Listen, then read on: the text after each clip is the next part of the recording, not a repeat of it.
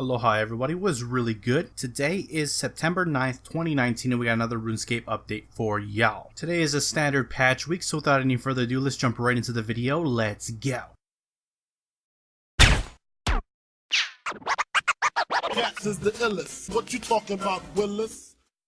Alright guys, so like I said, it's a standard patch week. First off, I just want to talk about some mobile changes. As you know, last week they had a big mobile update that introduced things like the new home screen, upgraded buff bar, etc. And here are some quick changes that they've made. The buff and debuff bar will no longer block clicks on the tiles beneath it. The compass has been returned to its original position on the mini-map, and there are many smaller changes that we'll talk about in the patch notes. With that being said, we're going to switch on over to the patch notes and see all that's been changed with today's update. So let's check it out. First up, for achievements, the Easy Lumbridge achievement, Artisan Crafting, and Morgan the Merrier can now be completed. Task rewards can now be handed out once more. Super Restore Potion now has to be made within Brimhaven to complete the It's a Snap like it is stated in the achievement description. Bosses with a challenge / hard mode encounter will no longer pop up already complete boss kill achievements. Elite Dungeon boss kill achievements should no longer repeat if you have already completed them. Completing the crossover achievements will now award rune score. Moving on to some combat fixes. Fixed an issue where Maskna was assigning Slayer tasks from Vanaka. Rapid Restore Prayer now restores stats at its expected rate. Madrat Aura can now be reset using Tier 3 and Tier 4 Aura Refresh. Hay Eats Power Up. Dominion Tower Special Challenge now correctly lists Tarn's Lair as a requirement. Broken Sun Spears can now be repaired. Completion escapes are now more reliably removed when you no longer meet the requirements to wear them on login. The Death of Chivalry boss is now immune to poison, both in the quest and Dominion Tower, to prevent poison being used to kill her while shielded. Boss fight skeleton minions in the Death of Chivalry quest now scale to half their previous level to make them easier to defeat by high level players with inferior equipment. Players can no longer attack hobgoblins through the locked door below the tree gnome village. Buff timers for Flurry, Destroy, and Asphyxiate now count down reliably. The Berthorpe rabbits will no longer trigger the scavenging perk. Corrected various references to mutated Barge, Flurry, Fury, and Dazing Shot to Greater Barge, Fury, Flurry, and Dazing Shot. The Masterwork armor buff icon now appears on the debuff bar. The buff bar on desktop clients can now be clicked through. The Eat Food ability is now global cooldown agnostic. The Adrenaline Earn buff icon will now display a number inside it. Menafos 5% XP buff will no longer appear on the buff bar as an effect was never active. The Debilitate icon will now appear on the enemy player's target bar. Fortitude and Turmoil can no longer be activated together. The Zeros Godsword special attack buff icon will now appear consistently on the buff bar. Item effects are no longer cleared from the buff bar when the Ring of Death activates. The Nope Nope Nope perk no longer appears on the player buff bar. This still shows as a debuff on the enemy bar, however. Natural Instinct will no longer deactivate when transitioning between boss phases. For mobile, the Auto Retaliate option will now work more reliably. Stat reductions will now display a value on your debuff bar. Moving on to some graphic changes. Interfaces can now be scrolled all the way down. Change the Irby Werby pet Sasha to a companion pet. Remove the duplicate cosmetic override for the range Vanquish weapon. Fixed penguin images on the emote interface that appears when wearing penguin suits. Snack Yak summoning has become much safer, no longer allowing them to be summoned in dangerous areas. Fixed issues with some NPCs having an extended thumb. Fixed some labeling issues with the Decimation Bow. Coin stack model has been made less shiny to stop in some cases the coins appearing white. The Amulet of Farming no longer appears as a diamond amulet when worn. An animation issue displaying bloodwood logs outside the player's hand whilst fletching has been fixed. Fish during Beneath Cursed Tides has had their click boxes adjusted. An issue with reflections not displaying correctly during the Violet is Blue quest has been fixed. Removed a cart in Berthorpe which had undesirable interaction. The monkey bars of the Berthorpe agility course can no longer be manipulated at the opposite end to throw a monkey wrench into the flimsy laws of time, space, reality, and good taste. The Legends Cape and the Castle Wars Cape are now consistent across male and female models, now using the female model variants. The canopy in the Taverley farm patch has been moved to its new location. Moving on to some quest changes. The A Guild of Our Own mini quest now correctly requires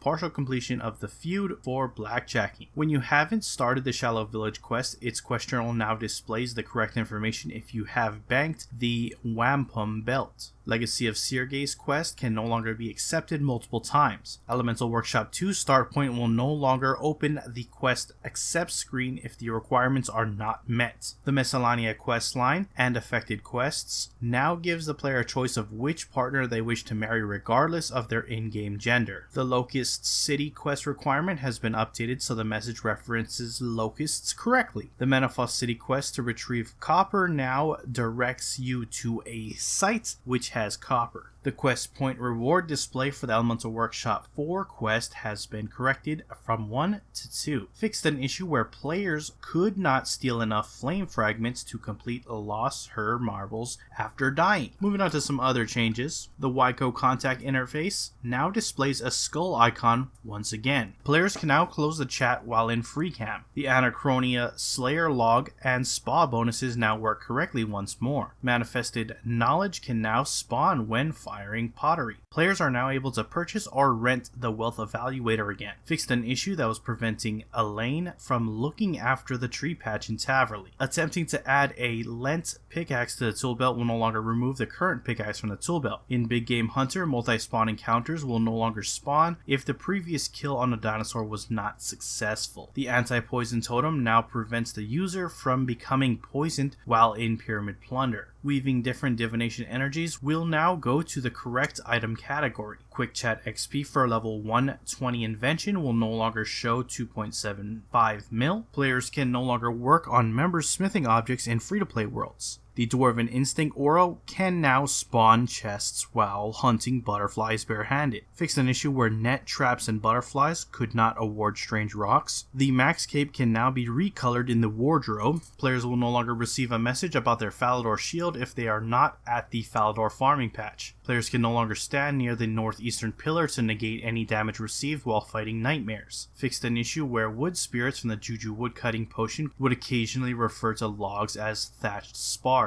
An issue preventing you from interacting with the compost bound familiar has been fixed. Mining salty crablets for sea salt will now correctly update the quick chat value. Pots of flour can now be turned into dough with a full inventory if the player has destroy container toggle set on. Fixed an issue that allowed the guest clan chat channel requirements to be bypassed. Joining guest clan chat channels now has a 1-minute anti-spam cooldown should you leave a channel and then rejoin, or fail the entry requirements. Extra unusable fragments for the elite skilling outfits that are already completed are now removed. Fixed an issue where some max level skills were not freezing in Treasure Hunter. Can no longer make duplicate divine omatic vacuums by storing one in your bank. Manifested knowledge will now appear as expected when grabbing feathers from the Desert Phoenix if wearing the correct equipment. Cancel report button when reporting a player now works correctly. Upon dying as a hardcore Iron Man above 1000 total level, a broadcast will now fire out informing all players if the account was lost forever or just downgraded to Iron Man status. Globetrotter outfit teleport to the medium clue in the locked drawer in Gaia's house in Burthorpe has been corrected. Removed an erroneous message when leveling up. The clan avatar buff will once again show buff percentage on the icon and will no longer disappear after logging out. The compass now reliably appears and made some optimizations to the code that generates recommended paths. Clue Scroll Search the Drawers of Houses in Burthorpe can now be completed and has been corrected to refer to Hild and Penda's house to make it clearer.